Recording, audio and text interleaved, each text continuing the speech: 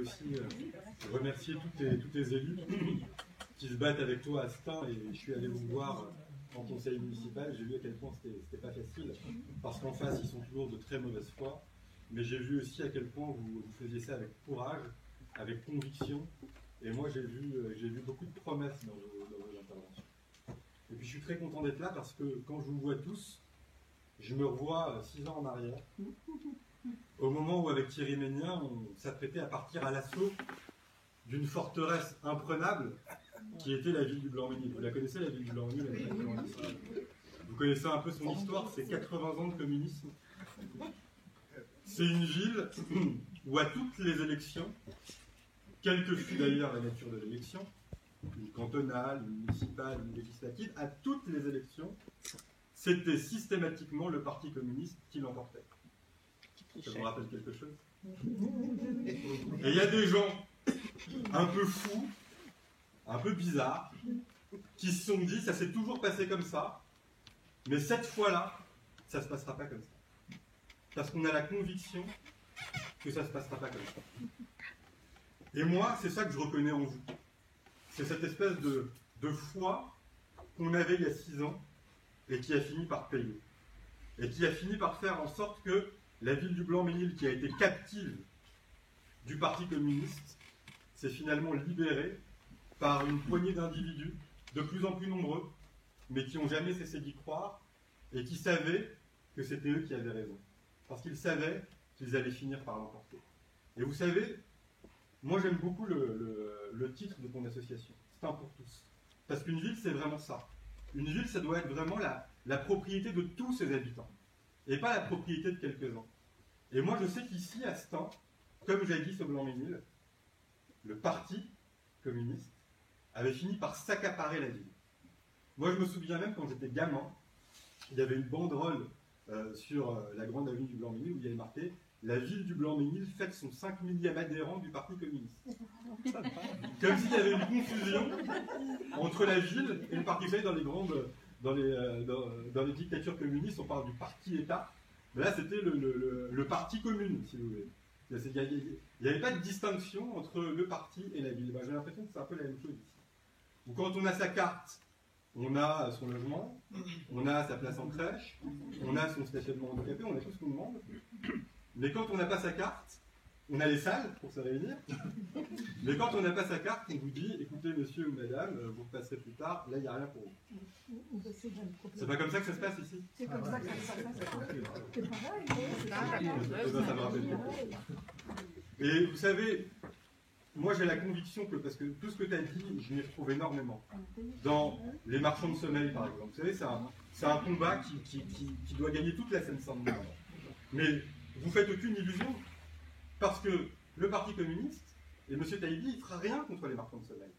Il va peut-être dire qu'il le fera, mais il ne le fera pas. Et vous savez pourquoi? Parce que le Parti communiste considère que c'est une solution viable et valable pour régler la crise du logement. Et moi, je me souviens qu'au Blanc-Ménil, en 2013, juste avant qu'on arrive, il y a un pavillon qui a été divisé en 18 logements, tenez-vous bien, avec la bénédiction de la municipalité. Qui se dit, au moins, comme ça, ces pauvres gens, ils trouveront à se loger. Et c'est comme ça qu'ils raisonnent. Donc vous faites aucune illusion. Il n'y a que vous qui arriverez à changer les choses. Les marchands de sommeil, moi j'ai vu, il y a quelques jours, parce que j'y vais, et il faut toujours essayer d'être sur le terrain, un pavillon de 110 mètres carrés, dans lequel il y a 27 personnes. Ils payent chacun 300 € par mois pour un lit. Vous avez ici le même problème, et si ça ne se passe pas en 2020, je crains qu'il sera trop tard, parce que cette ville sera définitivement dégradée. Alors c'est ça qu'il faut vraiment faire comprendre aux gens. Il faut leur faire comprendre que là, vous avez une chance historique. Il faut leur faire comprendre que c'est possible. Il faut leur rappeler les résultats de la dernière fois.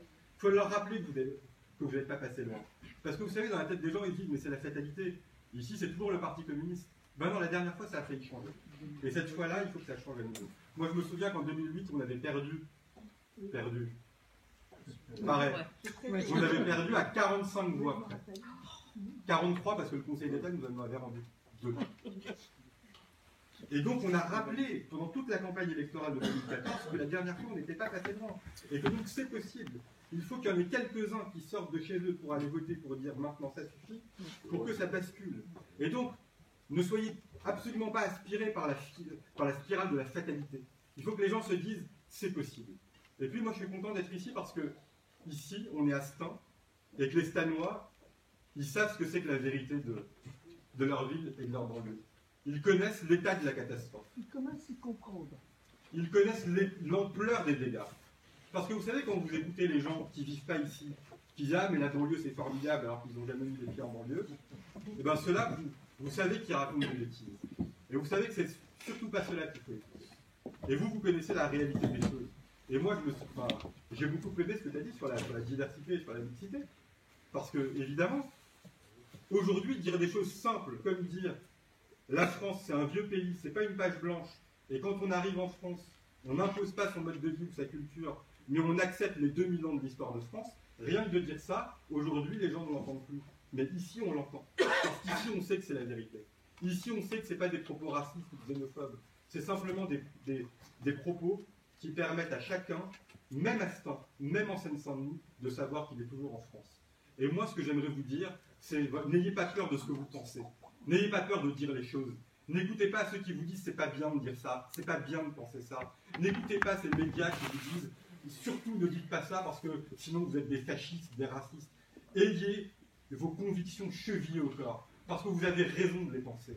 Parce que c'est pas mal de penser ce qu'on pense. Parce que vous avez raison de les penser et parce que tout le monde se rend compte et de plus en plus que c'est vous qui avez raison. Alors moi aussi je vous formule pour cette année tous mes vœux de bonheur. Surtout je vous souhaite beaucoup de courage parce que le combat il n'est pas facile. Vous avez des adversaires qui sont coriaces. Vous aurez même parfois des alliés qui ne se comporteront pas comme des alliés. Et ça c'est le pire. C'est quand il y a des gens qui se prétendent vos amis et qui en réalité vous mettent, vous savez, le coup de poignard dans le dos. Ça arrive aussi. Vous vous souvenez, pendant la guerre, Marcel Kébir, c'était nos alliés anglais qui ont sabordé la fête. Et ben, parfois les coups ils viennent de son propre camp, parce que les lâches ils sont partout. Et ben, n'oubliez pas ça. Tenez le cap, tenez la route, et vous allez y arriver.